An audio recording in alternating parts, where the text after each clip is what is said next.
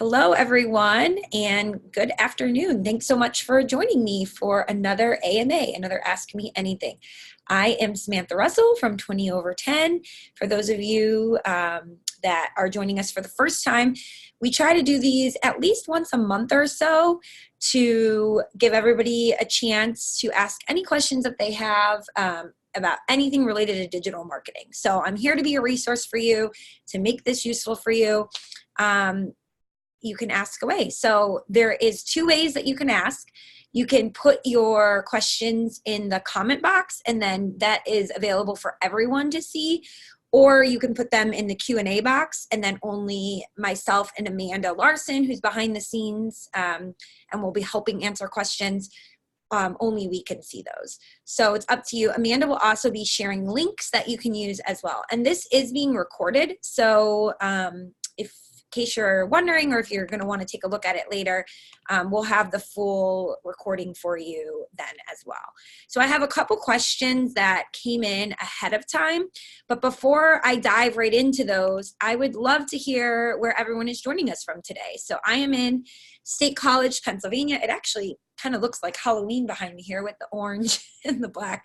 Didn't intend for that to happen here. I'll turn my screen here. Let's see, Christina Sherman in Bradenton, Florida. I'm heading to Siesta Key on December 31st with my two kids and my husband.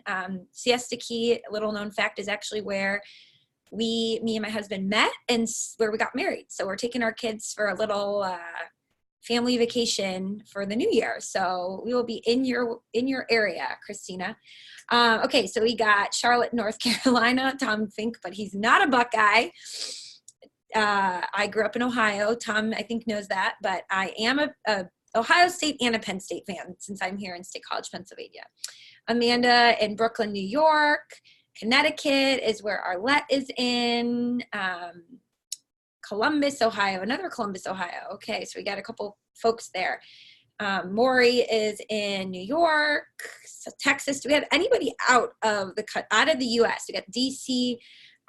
Anyone in Canada or somewhere outside of the U.S., let us know. But you guys can keep letting us know where you're at. So today, again, is really informal. This is just a way for us to help you with any questions that you have.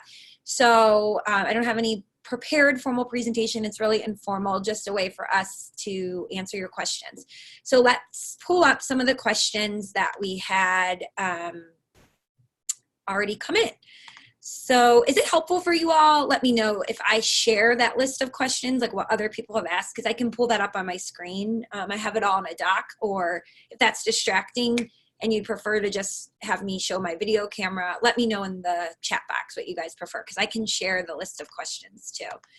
Okay, so let's start with one of the main questions that we got a lot was about social media and whether or not you should be using personal or business pages. I have felt like I've talked about this nonstop, but I know that it just feels that way because I do a lot of presentations. So here is what I suggest you do. You always, always, always want to claim your business profiles, even if you're not going to be that active on them, right? So if you already have a great following on your personal LinkedIn, you can still primarily use that as your account, but you do still want to have a business social media account set up for your page for a couple of main reasons. Number one, it serves as a backlink to your website. So every time we can build a backlink from somewhere outside of your website to your website, that helps your site. The more backlinks you have, the better for your SEO, for your search engine optimization. So that's number one. Number two, it helps legitimize your business, right? If somebody's on LinkedIn and they search 20 over 10, they're much more likely to be really curious or think like, oh, this isn't a legitimate business if they can't find a profile for your company on these social sites. Now, that being said, that does not mean that you need to be posting to your company LinkedIn just as often as you post to your personal LinkedIn. What I recommend that you do is come up with a schedule that will work for you. Have, even if it's once a month that you post to your company pages just to keep it fresh and look like there's something there. But if you want to do it more frequently, you can. But then in terms of okay, well, if we only have 5 followers on our company LinkedIn, how do we, what's the point? Who's going to see it? Well, A, people can see it when they're searching you. Doesn't mean that they're going to follow you, but they'll still visit your page. And then 2, your own employees or staff from your company can reshare posts from the company page every once in a while. What you don't want to do is have a blog post it to your company LinkedIn page, and then have every single member of your team repost it to their personal LinkedIn all on the same day, right? That just clutters people's feeds. It's way too much info being reshared. But like, for instance, at 20 over 10, let's say we have a blog post on 12 design tricks to make your website convert more leads. We could post that to 20 over 10's LinkedIn page, and then maybe like a week later, I could reshare it. But the day we post it, maybe Amanda on our team comments on it saying like, tip number 7 is my favorite, right? And then maybe she shares it 2 weeks later. And then, maybe a few days after it was shared, I comment on it or like it. So people can interact with it in different ways. The point is just, you definitely still want to have both. I understand if you've built your own following on your personal pages, why it sometimes is like, oh, I don't want to have to deal with the company page too, but you should at least set them up because they will help create those backlinks back to your website. Okay. Another question that we got a lot was about ads on social media and also just ads in general. So first, let me start by saying there is a very big difference between social media ads, retargeting ads, and Google ads. So if you go and you search for something, and for this part, I will just do a quick screen share so that you guys can see what it is that I'm talking about here. Okay. So let's say we go and we search for something like best CRM for financial advisors, right? Right up here at the top of the page. And can you guys all see my screen okay? Just mention to me that you can see it, because sometimes Zoom is finicky with what they're showing. Okay, good. You guys can see it. So you can see up here at the top, that's a Google ad. 9 times out of 10, I do not think financial advisors, it's worth your money to do Google ads. So if you're like looking at different ad spend options, I do not suggest people use these. And the main reason why is what most of you will pay for ads for would be like financial advisor, Annapolis, Maryland, or financial advisor in Austin, Texas. And people are going to scroll right down past that and look at the organic content below it. What most people do is they don't just search for an advisor. They'll search something like a phrase, like, can capital gains push me into a higher tax bracket? And when they search something like that, they're looking for a blog post or an article to give them some guidance. And then if they land on your page, then they'll be more interested to learn about you and the services you provide. So it's much better to invest money in hiring a writer to help you write good organic content for those are called long tail keywords, and get to rank high for those than to just do Google ads. Now, what I do suggest people do are paid social media ads. So that's a different thing, right? So these are Google ads. And again, 9 times out of 10 for most advisory firms, I do not recommend them. I get a lot of people who will tell me that they're getting a lot of people clicking on them, but then nobody's converting. And that's because people are clicking on them either on accident or they don't realize it's an ad. Again, I just do not see any ROI for advisors who are using them. And that's my personal experience. I know there's other marketers who disagree with me, but that's why you're here. You're here to ask me. And so my opinion is no, that it's a waste of money. But for social media ads, what I recommend you do is to post something to social and then to boost your organic post. So you can go and post something to Facebook, right? And you could have an article like, when's the best time to retire? After working with hundreds of clients, here's what we found, right? Something really generic. And of course, you're going to end up saying it depends on your situation and here's the factors you should consider, but maybe you get a lot of traction on that post. Once you see it's already performing well, you can go and what Facebook calls boost the post. So you can pay money. You could say, I want to set a budget of $50 over the next week to get this in more people's feeds. And you have different criteria of how you can, or what you might want the ad to accomplish. So you could say, I want this ad to get me more likes on my page. You could say, I want this ad to drive traffic to a page. I want this ad to be shown to people who aren't already aware of our company. Like there's different options. And you can set a small budget and then test out a bunch of different options and see what performs best for your company. So social media ads, yes. Another thing you can try are the retargeting ads, right? So retargeting ads are when you're on a page and you're Googled something, let's say you visited 20 over 10, and then all of a sudden you start seeing a bunch of ads for 20 over 10 when you're visiting the New York Times or you're on Amazon shopping. That's a retargeting ad. So what that does is a little tracking code is put on all of your websites, your blogs, and then anybody with an IP address, whenever they visit your website, their IP address is tracked, and then you can show them ads other places. You can use a tool like AdRoll for this. Again, I've seen mixed results on this one. If I were to rank in terms of what I think is best for advisors, I would say Facebook ads would be my top number one choice that I would tell people that, you know, could be potentially good. YouTube ads are also fantastic. We did one, and for an average of 3 cents a click, we had crazy conversions, tons of new followers, really, really good performance. And then retargeting ads using a company like AdRoll, and then Google ads below that. So that's how I would rank them in terms of using ads. Okay, some more comments about ads. What kind of content would you use for an ad? So again, if you're already posting organically to somewhere like Facebook, you can just use whatever's performing best. That's what I love about that boost the post feature, right? So you post your regular content to Facebook, and Facebook will alert you.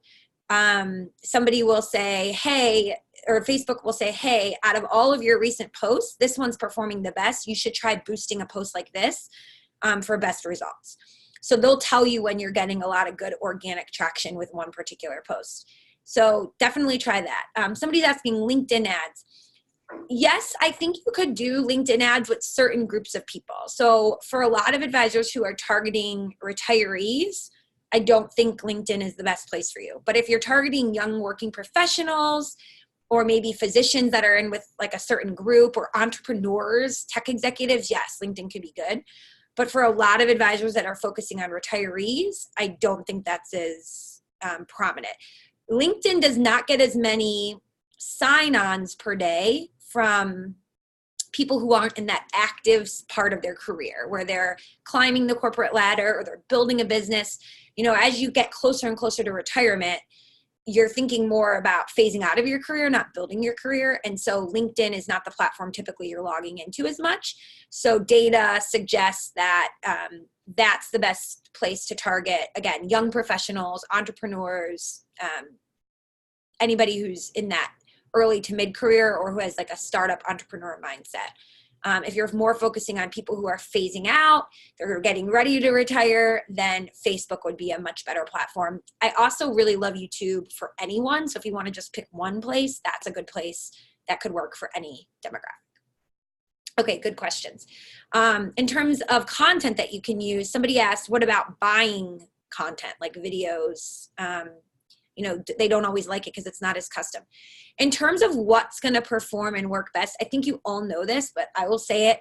Your own original content that you write is always going to perform highest, no matter what, 100%, because it's original to you. But that doesn't mean you need to do everything from scratch. So for instance, if you go to 20 over 10's LinkedIn page, every single week, we will post a graph of some sort, and we'll say, here, I'll show you again. Hold on, let me pull it up. We'll post something, and we'll tell people to, you know, comment if they want to get our guide on whatever it is we're posting about.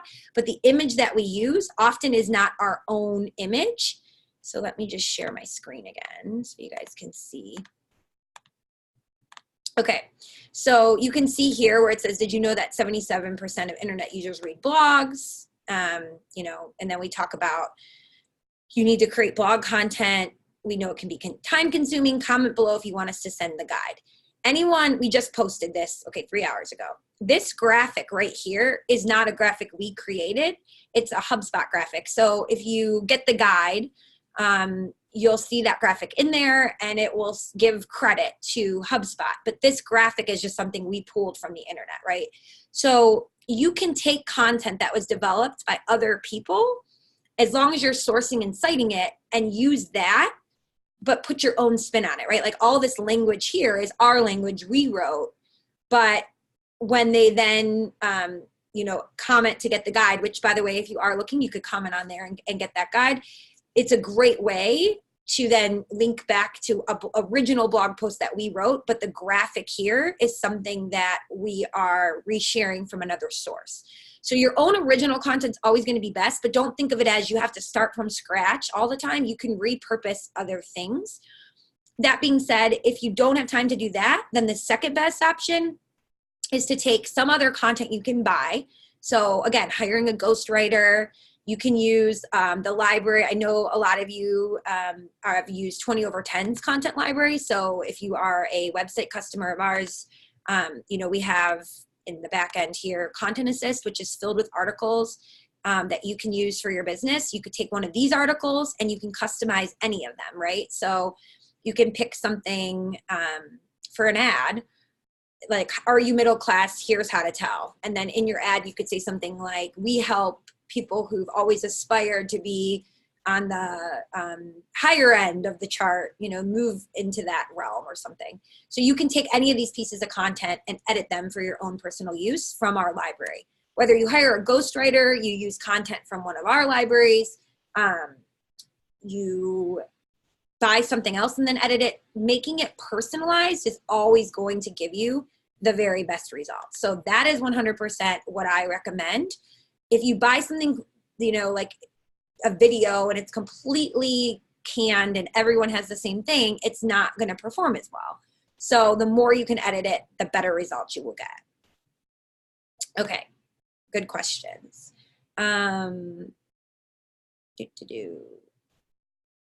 Okay, can we play more about the content library? Yes, even if you edit any of these pieces in the content library, and then you wanted to go and republish it somewhere else, you can. You retain ownership to those pieces.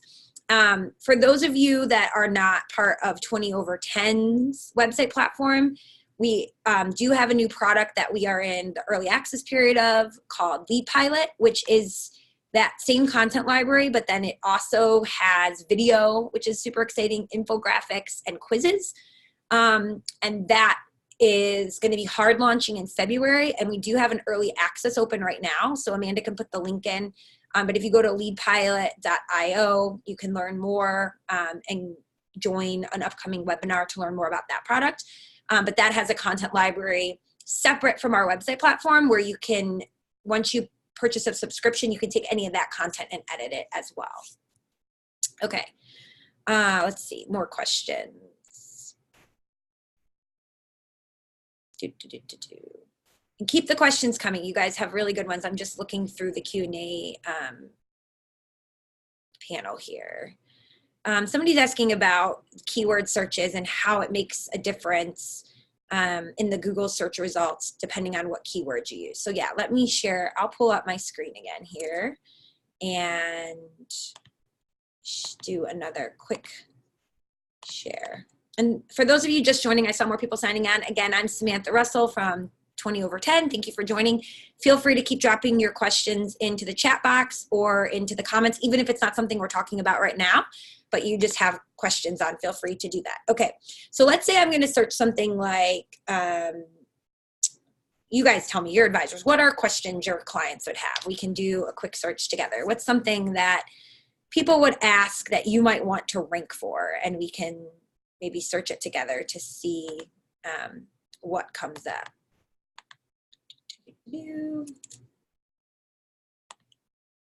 How to find healthcare on a state marketplace. Okay.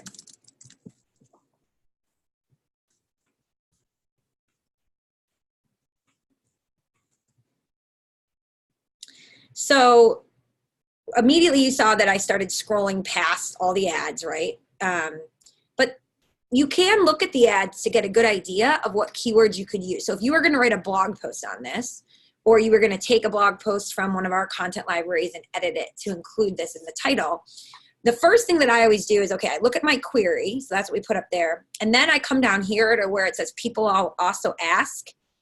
And this gives you a really good idea of other searches people are doing that might even have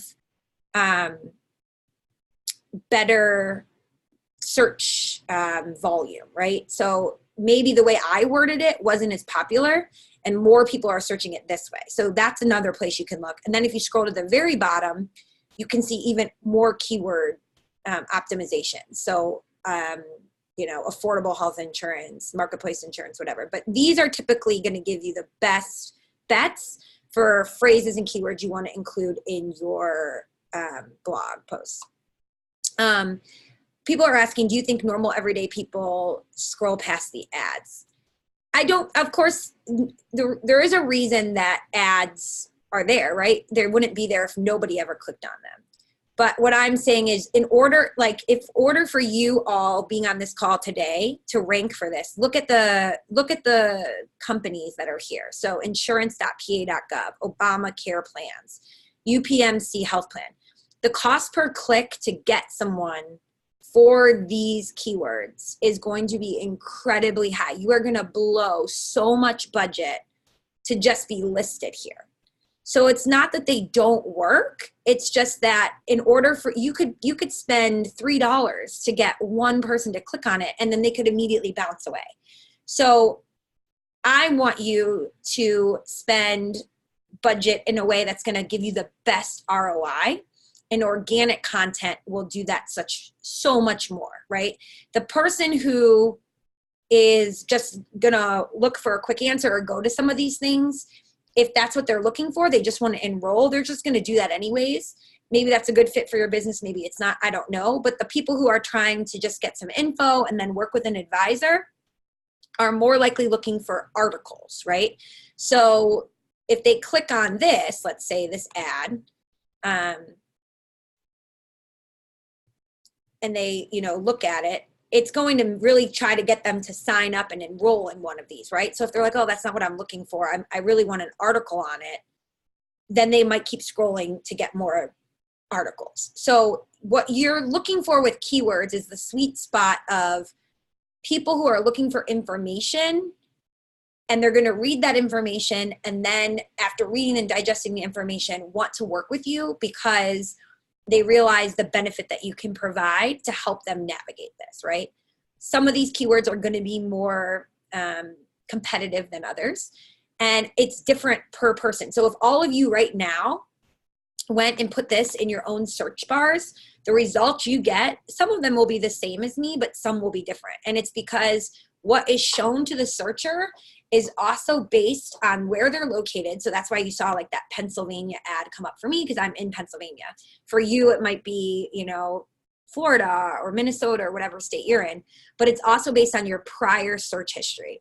So if you have someone who is a entrepreneur and they've done a ton of Google searches on starting a business, financing a business, you know, getting VC funding, and then you have an article on something similar and you have a website that's focused on helping entrepreneurs, you're much more likely to show up in their search results based on their previous search history, your blog post, and your website.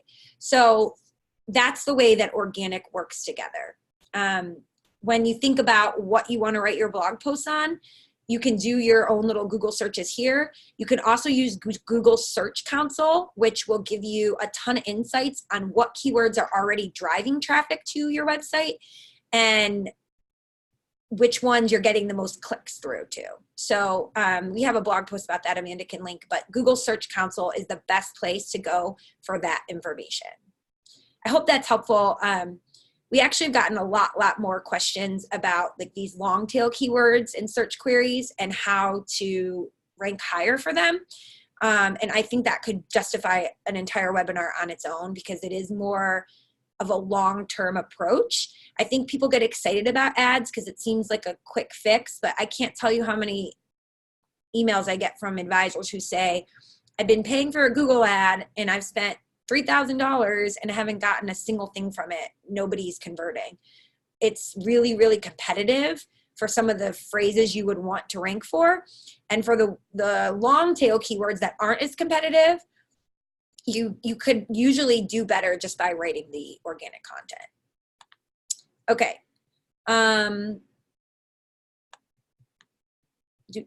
Let's see, what other questions do we got? I'm going to stop the share again. Okay, so let's move on to, let's see, Facebook. Okay, so some people are asking questions more recently about how to get more followers on their Facebook, their LinkedIn, their company pages, as well as get more engagement. So I know we also have some really good blog posts on that, which Amanda can link to. We have a whole blog post actually just on, I'm going to pull it up here while we're talking, how to get more engagement with your Facebook company page. So number one, you can upload your list of contacts into Facebook and invite people to like your page. So if you haven't done that already, that's certainly something that you want to do. Another thing that you can do is comment and like other people's activity from your business page, which most people don't do. When you're on Facebook, there's like, if you have a company account and a personal account, it often will default when you're there to your personal page, but you're able to comment and like others' posts with your company page. So something, we will do is, let's say we post a piece of a blog post on our company Facebook page and John Smith likes it. We'll click on John's profile and go and like or comment on a couple things that he has shared as well, so that it's that, reciprocity, right? People are likely to engage with people who also engage with their stuff. Somebody had asked me, do I think it's overstepping to friend request or to request that people like your page on Facebook or to follow them if they're on LinkedIn? I don't think so. I mean, I think the worst that they can say is no. And you can also always let clients know in advance, like, hey, we are in an effort to be where other people already are spending their time. We're really going to be focusing on sharing more information with you via social media this year. So you'll be getting like a request from us. If, you don't want to connect there, no problem. You can always like give them a heads up that way. But your current clients are going to be connected with other people that are typically the future clients you want to get. And so if one of your clients is Betty, and Betty likes or comments on one of your posts, everybody else in her network has an opportunity to see that activity. And that means all of a sudden your company, Russell Wealth, is going to be in Betty's feed of her recent activity for all of her friends to see, if that makes sense. So the more you can get the current clients you have who are already networked with the kinds of clients you want to get to engage with you, the faster you're going to grow. It's one of the things that we've seen take off here at 20 over 10. The more advisors we work with who like or comment or share on our posts, they're all connected with other financial advisors. And so all of a sudden they're like, oh, who's this, 20 over 10 that they're talking about? And so it just becomes exponential. Okay, let's see. So hopefully that makes sense for all of you. If you have other questions about connecting with clients or reaching out to them, one other thing I always do on my own personal LinkedIn, and if you haven't connected with me here, it's just Samantha C. Russell is my page. Here we go. Every single week will go through my calendar and I will friend request and connect with every person I've met with on my calendar that week, anyone I had a phone call with, anyone I emailed, send them a note and just say, hey, wanted to connect on LinkedIn. So I use LinkedIn that way. Then for Facebook, it's much more from the company page. We are more proactive about like uploading a list of clients and reaching out to them that way, like let's say quarterly, right? So you need to think about which way is going to be best for you and your business. But you definitely want to have a plan.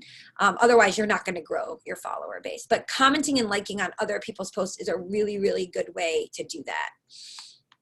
Okay, let me pull the comments back up. I keep losing my screen here. Let's see.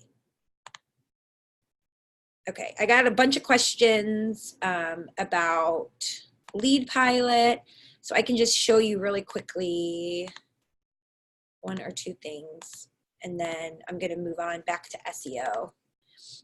So this is the leadpilot.io page for those of you looking for that. So you just go here. Sorry, too many pages open. You go to leadpilot.io and you can sign up. Once you are a customer, this is the content library, and you'll see it's broken into editorial, infographic, video, and interactive. Editorial is blog style content you can use on social media. You can use it on your blog. It will create landing pages for you. Again, if you're interested in learning more about Lead Pilot, certainly click this join a webinar page and sign up for this overview of Lead Pilot next week. Even if you can't make it, we'll send you the recording, or you can book a one-on-one time with one of our consultants. So that book a demo button. But just to answer your question, there already are infographics in here. So, you know, the connection between health and wealth, the true cost of being a pet owner, whatever one you're looking for. And when you click on it, you can see there's the infographic, right? So these are all already preloaded in here for you to use. We have video coming soon. We already have the videos done. We're just in the process of getting them uploaded and curated. And what's really exciting and fun is that we're taking the most popular pieces of editorial content and turning them into the videos and the infographics. So it'll be a whole campaign for you. So the videos and the quizzes, or the videos for sure, should be coming out before year's end. And then the quizzes will be with hard launch in February.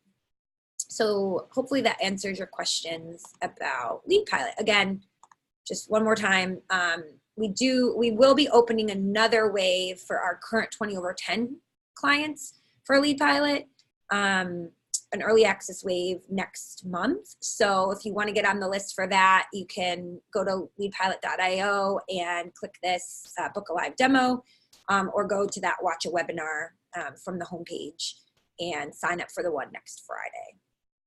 Okay, let me find my little box. Sorry guys, my screen or the Zoom control panel goes a little crazy sometimes because of waiver. Okay, great. So I'm gonna move on to SEO. If you have other SEO questions, pop them in. Also, I had one or two questions about video marketing. So after I touch a couple more on SEO, we'll talk about video. If you have specific questions about video, feel free to drop them in. Or if you have specific questions about tools for anything that you're doing with your marketing, feel free to drop those questions in as well. Okay, so some questions about SEO. People want to know what's the best way to tell which articles are getting the most traction, getting the most hits, getting the most read. Google Analytics can do this for you. When you sign into Google Analytics, it will give you a plethora of data.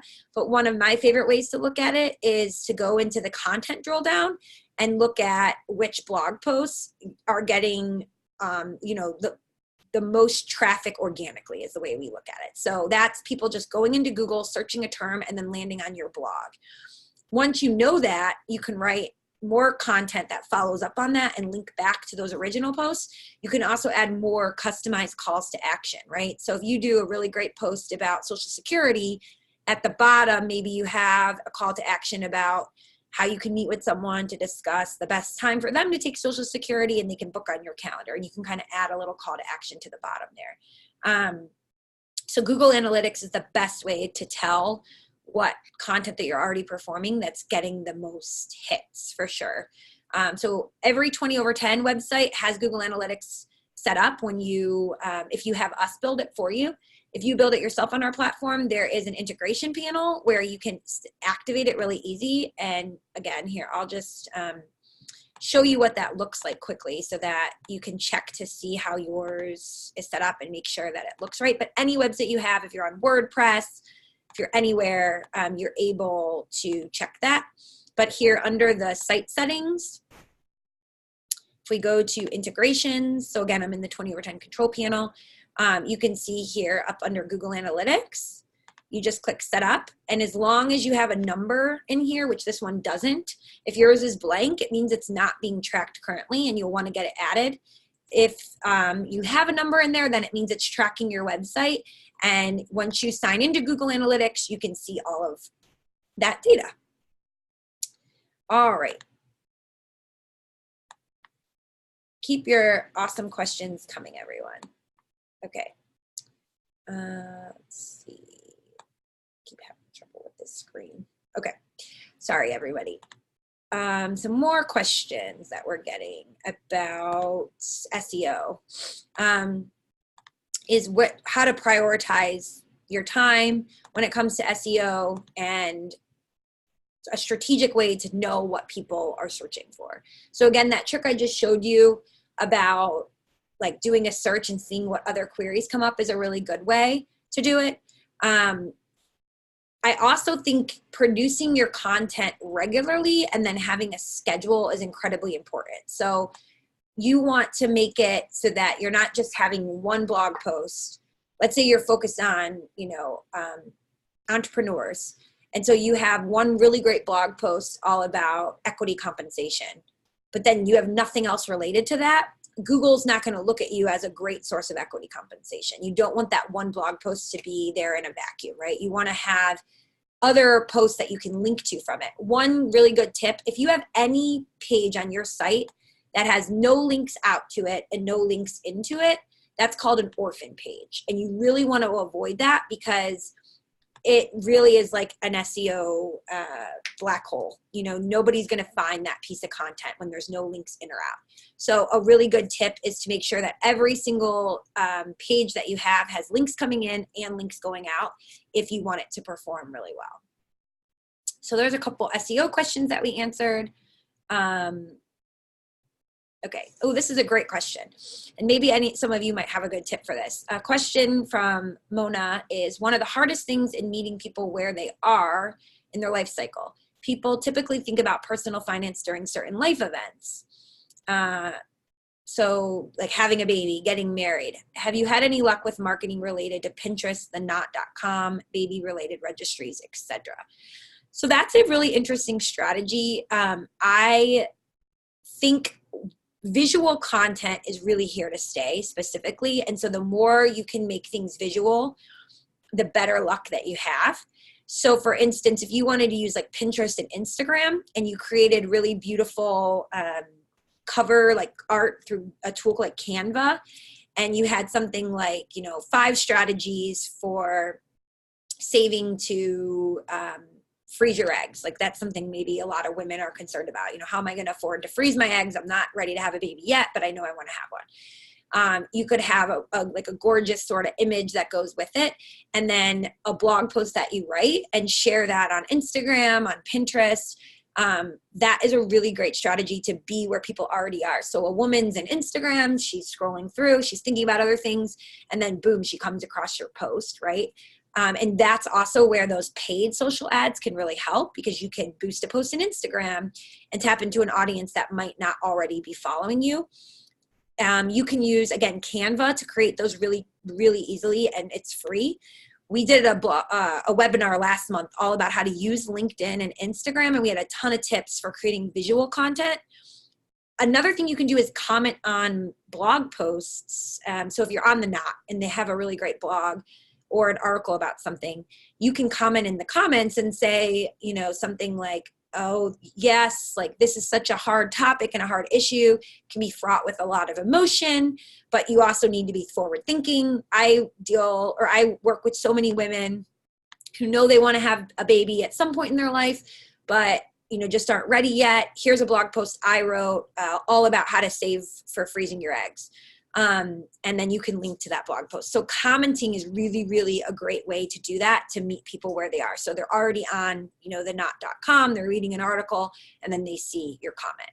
that is a really great strategy.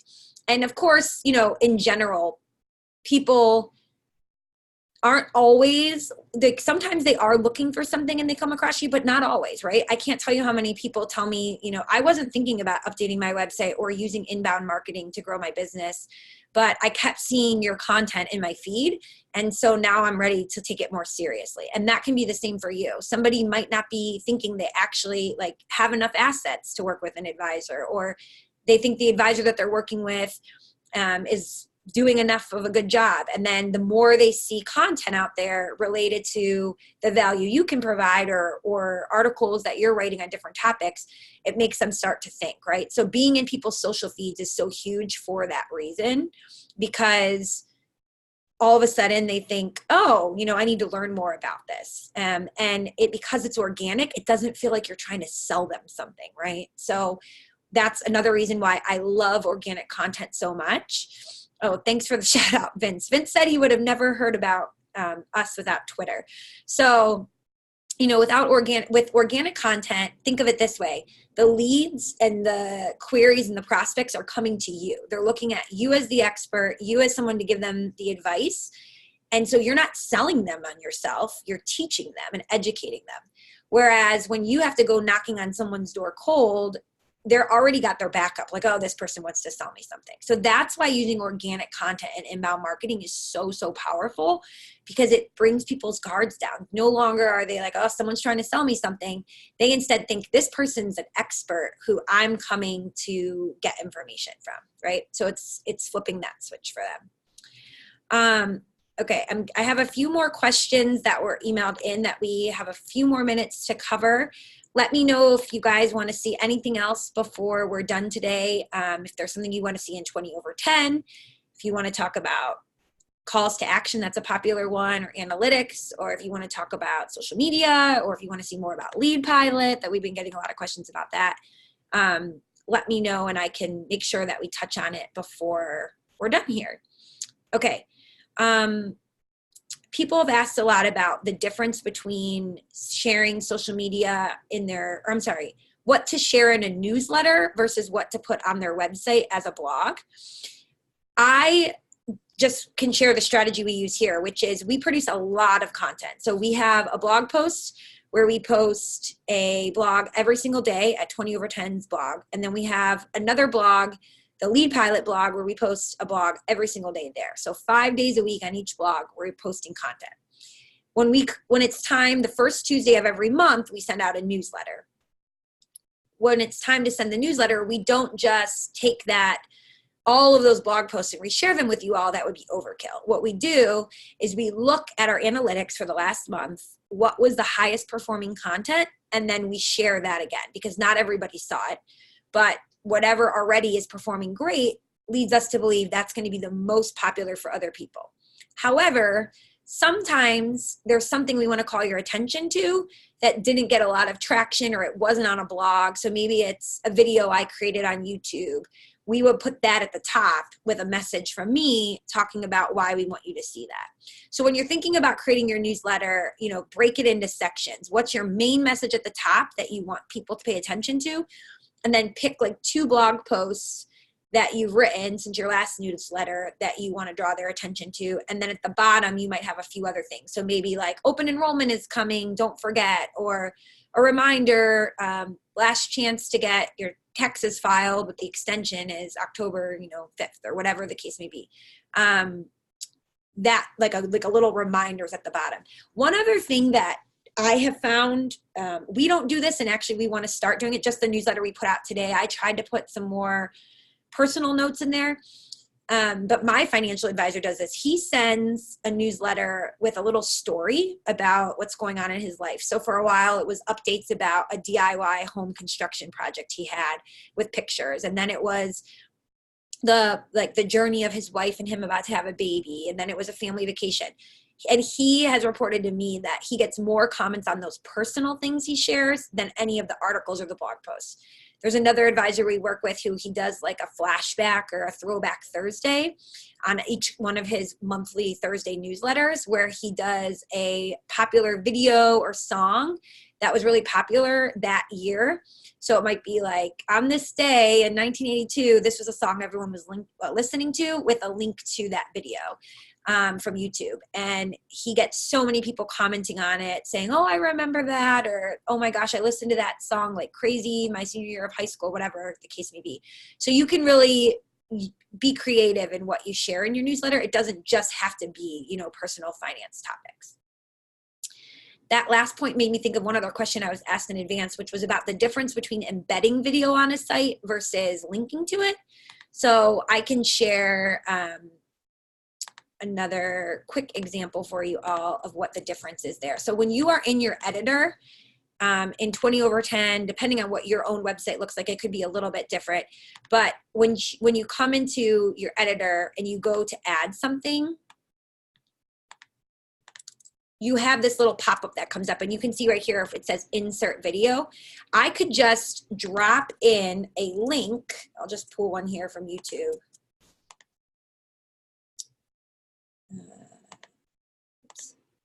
So I can just drop in a link, and now when I insert that link, it's going to pull that video directly into my website. So that's hyperlinking the video.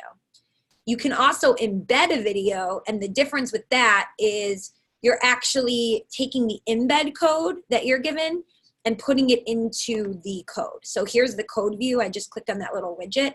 YouTube, Vimeo, if you use eMoney videos, they all give you an embed code, and I can show you where to find those on YouTube. When you come over here and you click share, you'll see it gives you like the actual URL you can use, or you can click embed. And then you just copy and paste this into your website. If you have the ability to just link the hyperlink like I just showed you in the first example, where you just copy and paste the link in, I would always do that. That is going to host the video on YouTube or Vimeo so that it keeps your site speed really, really fast. But if you don't have that option and you have to embed it, you can. You just don't want to have a ton of embedded videos on your site. Having one or two isn't going to be a problem, but too many of them, and it can start to weigh your site down and slow it down. So if you do have a video like right on your homepage, I can definitely see the value of, you don't want it to have, you know, like the links out to YouTube and all of that. In that situation on your homepage, I would definitely embed it.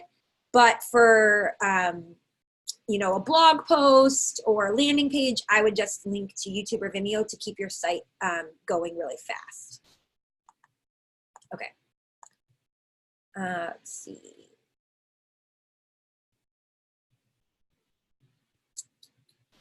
Other questions about video, let me know. I think we answered all of those. Oh, someone asked about contact information, Christina. Should we have contact information and a call to action visible when people land on our homepage, or should it be near the bottom? This is a really great question. You want to make it so that anybody who lands on your site knows where to go next or how to get in touch with you, what we call above the fold. So what you see here on my screen is everything above the fold. Once I start scrolling, that's below the fold. You do not want to make someone have to go below the fold to get your call to action. So you can see, it doesn't have to be your actual phone number and email address, but they should be able to either book a time on your calendar, schedule a meeting, call you, some sort of call to action should be visible right at the top. So in the case of 20/10, it's that schedule a demo button. For you, it could be book a meeting on my calendar. Maybe you have like one of these little live chats that hovers in the bottom. Whatever the case might be, you want to make it so that it's above the fold for sure. Okay, Mary's asking if you embed a video versus if you link to YouTube, does it still track it in YouTube? With YouTube, yes, my understanding is yes. If you are embedding from another provider, which is what most people do, like they'll embed an eMoney Life in a Box video or a video that was created for them by a custom videographer, That's obviously different. But for YouTube, yes, when you embed it, it should still track it in YouTube for you. Okay, we are at the top of the hour, and so we are out of time. I hope you found this helpful today. We will be doing a webinar on the 21st of Thursday, the 21st, all about using webinars to market your business, since we've had so many questions about that. So look out for that in your inboxes. And if you haven't already, you can subscribe to 20 over 10's YouTube channel, or connect with me on Twitter or LinkedIn. I love hearing from all of you. And if you had a question and we didn't get to it, please email marketing@20over10.com and we can answer it personally via email for you, since we missed it in the live session. Thank you so much, everyone, and have a great day. We really appreciate you being here. Take care.